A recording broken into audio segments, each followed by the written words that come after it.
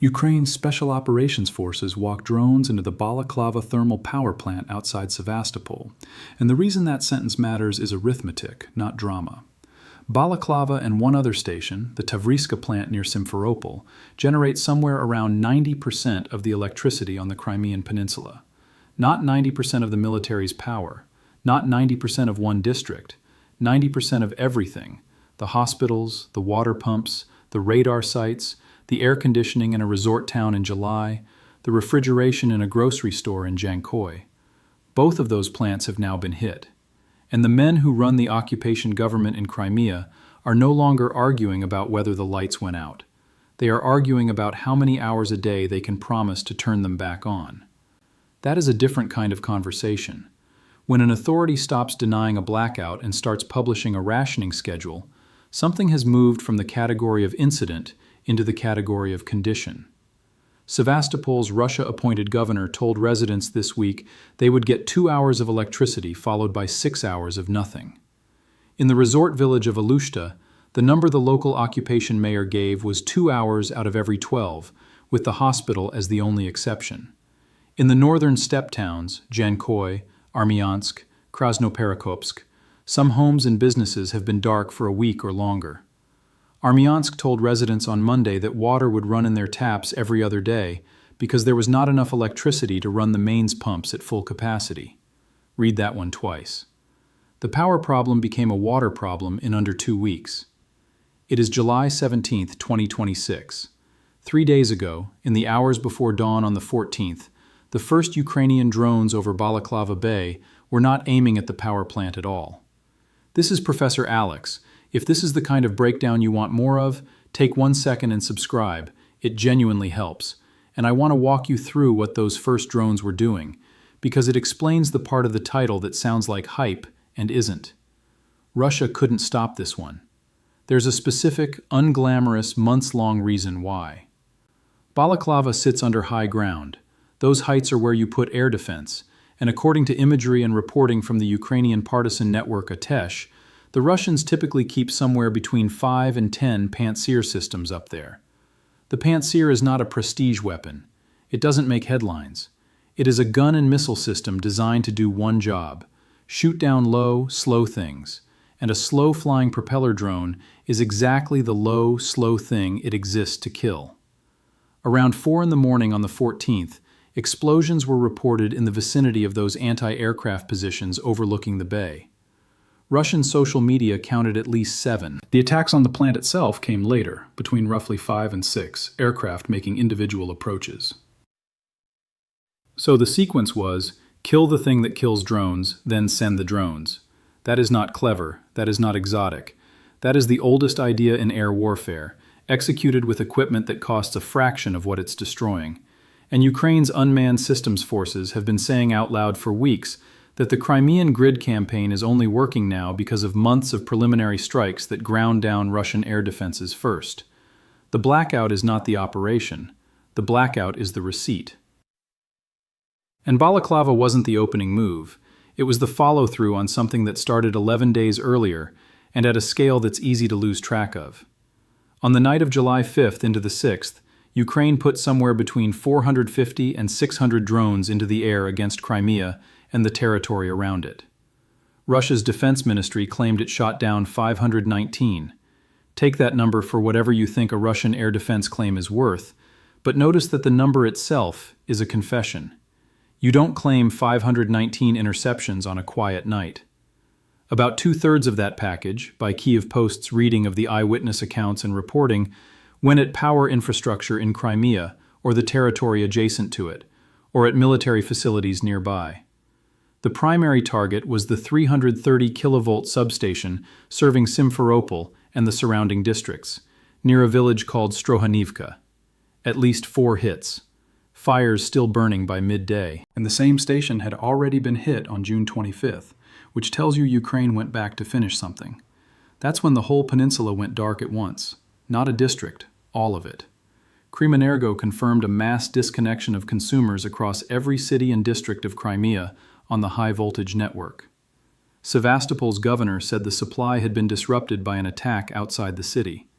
The occupation authorities declared a regional state of emergency across Crimea and Sevastopol. Brovdi counted it as the 38th energy node his units had taken out in 6 days. 38 in 6 days. By the second week of July, that number was over 45, and it now includes gas distribution stations and compressor stations alongside the substations, which is how you make sure that the people who switch to gas when the electricity fails discover there's no gas either. Then the 13th. 9 more substations in a night, plus the energy transfer point on the Kuban-Crimea bridge at Glazivtsi, plus a gas pumping station, plus 5 air defense assets. Then the 15th. Kerch completely without power, essential services on backup generators, the Kremlin's man in the city saying so on the record while traffic across the Kerch bridge was blocked. There is a rhythm to this that isn't reactive. It's a schedule. Here is the part that should interest anyone who thinks about capital allocation, which is everyone watching this, whether they use that phrase or not. Most of these strikes are being carried out by a drone called the FP-2. It is a push-propeller aircraft, roughly the size of a large sofa, and it flies slowly. It is not stealthy in any meaningful sense. It is not fast. It is not survivable. What it is cheap enough that Ukraine can afford to lose most of them and still win the exchange. A Pantsir round costs real money. A Pantsir system costs a great deal more. And when the drones arriving in packages of 5 to 20 a night eventually find a gap, and there is always eventually a gap, the thing they hit is a piece of grid hardware that cannot be replaced from a warehouse. And if you want to know how seriously the professionals take that math, look at what NATO is doing with it. The drone campaign has upended the alliance's investment thesis. There's now something in the range of a $40 billion counter-drone push being organized around lessons pulled directly off the battlefield in Ukraine. And Ruda was talking at the Ankara summit about building a drone-ready alliance. $40 billion. To solve a problem created by aircraft that cost a few thousand each. That ratio is the entire war in one number, and it's why defense procurement budgets across Europe and the US are being rewritten in real time by a country that 4 years ago most of these ministries were treating purely as a recipient of aid. That last point deserves a beat, because it's the mechanism underneath the whole story. Large high-voltage transformers are not commodity items. They are built to order, they take a long time to build, and the supply chain for the best of them runs through countries that are not currently in a hurry to help Moscow. That's the sanctions problem stacked on top of the physics problem. The Tavriska plant near Simferopol, the one that supplies almost all of northern Crimea and about 40 to 45% of the peninsula's total electricity, was built as a Kremlin flagship project, and its construction required getting German-made Siemens turbines into Crimea through sanctions. That was a headache in peacetime. It is something else entirely now, with the plant hit in 3 separate raids between the 20th and 25th of June, and its counterpart at Balaklava hit again this week. I want to be careful here because this is where most coverage of this story stops being useful.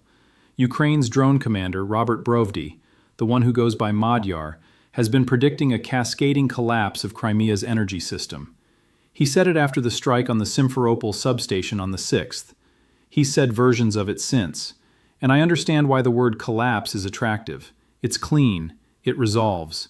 But it hasn't happened, and pretending otherwise makes you worse at reading what comes next, not better. Crimea's grid went down completely on July 6th after the 330 kilovolt Simferopol substation was hit. Crimean, the occupation utility, described it in that beautifully bureaucratic phrase as a technological disruption caused by external impacts. And then, by that same afternoon, power was partially restored in the south and east. It came back. Degraded, rationed, unreliable, but back. What we are watching is not a collapse. It's a grid being held together with rerouting, backup lines, and the deliberate decision to leave large numbers of people in the dark so that other things stay lit. That is worse in some ways and better in others, and the difference matters. A collapse ends. A managed shortage grinds. And a grinding, managed shortage across a peninsula that Russia has spent 12 years and enormous sums turning into a symbol is a slower, more corrosive thing than a single dramatic failure would ever be. Because Crimea was never supposed to be a place where this could happen. That's the whole point of it. Since 2014, it has functioned as Moscow's proof of concept. that seized territory could be absorbed, wired, bridged, modernized, and made permanent. The road and rail bridge across the Kerch Strait cost over $1 billion and was built to be photographed. The power plants were built to be announced, and now the head of the Kerch administration is telling residents the city is completely without power, and life support systems are running on backup generators, and the utility is saying it cannot tell anyone when the lights will come back because it doesn't know. There's a detail from the reporting on Sevastopol that I keep turning over. The occupation governor there, alongside the rationing announcement, quietly rerouted the public bus lines away from the power plant, shut the trams down entirely. Officially, that's about the power. Maybe it is. But it also means that fewer people with phones travel past a damaged building. You don't reroute a bus to protect a turbine. You reroute a bus to protect a narrative. And the fact that someone in that building is now spending administrative energy on what the public can photograph tells you how the people running Crimea think the next few weeks are going to go. So let's talk about what any of this does to a market, because that's the question I actually get asked, and the honest answer is more interesting than the answer people want. Crimea's blackouts are not moving the price of oil. I want to say that plainly because there is a version of this story circulating right now that stitches every Ukrainian drone strike to every tick on the crude chart, and it's lazy, and it will cost you money if you trade on it. Brent settled around $84.50 on the 16th. It's up roughly 6% over the past month. That move is Hormuz. That is U.S. strikes on Iranian missile sites and launch positions near the strait, a drone hitting a tanker at Basra, and suspending crude loading at Iraqi export terminals, tanker traffic through the strait falling to 2-month lows, and Tehran calling the whole thing an existential war. Crude is pricing the Persian Gulf. It is not pricing Sevastopol. But, and this is the connection that actually holds, the same drone program that is turning Crimea's lights off is doing something to the global energy system that you will eventually feel, and it isn't happening in Crimea at all. It's happening 2,000 kilometers away, at Omsk, at Kirishi, at Saratov, at Ryazan, at every Russian refinery Ukraine has methodically worked through since March. Russian refineries processed an average of about 3.91 million barrels a day in early July, according to Energy Aspects data cited by Bloomberg. That is the lowest crude run rate in 21 years. 21 years. Moscow has banned exports of gasoline, jet fuel, and diesel to keep its own gas stations from running dry, and it is importing fuel to cover the gap. Now follow the second-order effect, because that's where your money is. When the world's largest exporter of refined products stops exporting refined products, that barrel doesn't vanish, it just stops being diesel. Somebody else has to make the diesel. That somebody is increasingly a refiner in the United States, in India, or in the Gulf, and refining margins go up, and diesel goes up, and diesel is what moves freight, runs farm equipment, and prices the food on the shelf. There is no oil embargo headline attached to this. There's no single day where it spikes and you notice. It's a slow tightening in the least glamorous corner of the energy complex, and it is one of the more reliable through lines connecting a drone in Siberia to a receipt in Ohio. Which brings me to the thing that happened this week that almost nobody covered, and that I'd argue matters more to Russia's balance sheet than any of the fires. The European Union has a price cap on Russian crude. Right now it sits at $44.10 a barrel, and the mechanism is designed to be dynamic. It automatically readjusts every 6 months to stay 15% below the average market price. That sounds sophisticated. It is sophisticated. It's also, this month, a trap. And the trap sprung because of Iran. Here's the logic. Hormuz drove global crude prices up. The formula doesn't care why. The formula just does the math. So the automatic readjustment scheduled for July 15th would have lifted the cap from $44.10 to somewhere around $58, above where Urals, Russia's main export blend, has actually been trading. A cap set above the market price is not a cap, it's a decoration. Brussels would have handed Moscow a meaningful revenue increase automatically by operation of its own rulebook at the exact moment Russia's refining sector is on the floor and its occupied peninsula is running on generators. The fix was straightforward. Freeze the cap.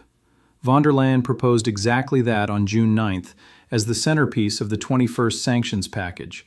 Hold it at 44.10 until January. Don't let the formula do the damage. And the EU couldn't pass it. Not on the 13th, not on the 15th. Greece has dug in against the proposals restricting the movement of Russian liquefied natural gas to third countries. Austria wants Raiffeisenbank protected. Bulgaria objected to a listing. Portugal killed the measures on Russian fisheries. Germany didn't want the Alaska pollock ban. That last one isn't a joke, and I'm not telling it as one. It's a fair description of what unanimity requirements do to a coalition after 4 years. 27 countries, 27 domestic constituencies, 1 veto each. So on the 15th, EU ambassadors did the only thing left.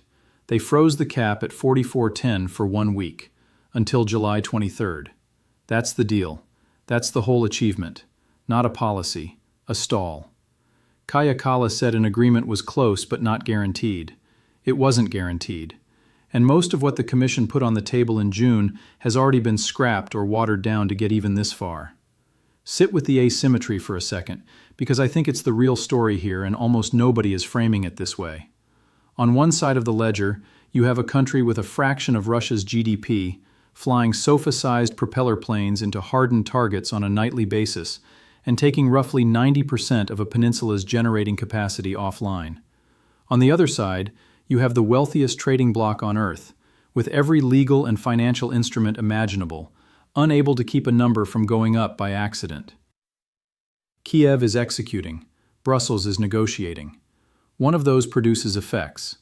And I don't say that to score a point against Europe. I say it because it changes how you should read the next 6 months. If the sanctions architecture is this brittle, if the marginal deliverable from a 27-nation coalition is a 7-day extension of the status quo, then the pressure on Russia's war economy is going to keep coming disproportionately from the drone campaign rather than from the financial system. That is a stranger world than the one we were told to expect in 2022, when the assumption was that Western financial power would be the decisive instrument and the fighting would be the sideshow. It has inverted. The fighting is doing the economic work. The economic policy is struggling to hold its own ground. Meanwhile, Washington moved. There's a bipartisan Russia sanctions bill advancing through Congress right now, and the president said this week it has a good chance of passing. And there's a detail in the reporting that I found more revealing than the bill itself. U.S. intelligence briefings on the effectiveness of Ukraine's deep strike campaign are reported to have shifted the president's rhetoric. Not lobbying, not diplomacy, briefings about what the drones are actually doing. Somebody sat down with the imagery and the refinery throughput numbers, and it landed. Which tells you the strikes are being read in Washington the way I'm reading them here, as an economic instrument that happens to be delivered by aircraft. Let me come back to Crimea, and to the thing I've been circling since the beginning. The blackout is not the objective. It's never been the objective. Crimea is the logistics spine for Russia's entire southern front. The airfields, the naval repair yards, the command posts, the radar and electronic warfare installations, the rail and road traffic feeding the war in the east. Every one of those depends on centralized electrical supply. Ukraine's Special Operations Forces said it in their own statement about Balaklava, and their phrasing was drier than any of mine. Strikes on generation in the Crimean bridgehead undermine Russian offensive and defensive capability, reduce operational tempo, degrade the resilience of rear support. That's not propaganda. That's a target rationale, and it's working alongside everything else. The fuel storage sites hit for weeks, the tanker shipments interdicted, the oil and gas terminal at Kerch burning on the 6th and again before that on June 21st. The energy transfer node on the Kuban-Crimea bridge, the line that brings electricity in from mainland Russia, hit on the 12th and 13th, which is what turns a generation shortfall into something you can't paper over with imports. 9 more substations that same night, a gas pumping station, 5 air defense assets. That's one 48-hour window in the middle of the month, and it barely made the news. Tourists are asking for help evacuating. Some of them drove to Crimea for a beach holiday and now don't have the gasoline to drive home. In Rozdolna, residents reported no electricity, no communications, no water. The only shops open were the ones with enough fuel to run a generator, and they were selling for cash only. because the ATMs were down and the banks were closed. People from surrounding villages were walking into town to withdraw money they couldn't withdraw. And there's a detail out of the northern districts this week that I almost didn't believe when I read it. Reports that parts are being stripped out of the North Crimean Canal infrastructure and repurposed to keep power generation running. Cannibalizing one piece of the occupation to keep another one breathing. That is not a supply chain. That is a scavenger economy wearing a supply chain's clothes. That's what this looks like on the ground. Not a collapse. A place where the ATM doesn't work, and the tap runs every other day, and the store takes cash, and the drive home isn't possible. 12 years of integration, a billion-dollar bridge, 2 German turbine power plants, and the thing that gets you is a slow propeller drone the size of a couch, arriving at 4 in the morning, after something cheaper has already used up the ammunition that was supposed to stop it. Here's my honest read, and then I'll let you go. I don't think Crimea's grid collapses. I think it does something harder to photograph and harder to reverse.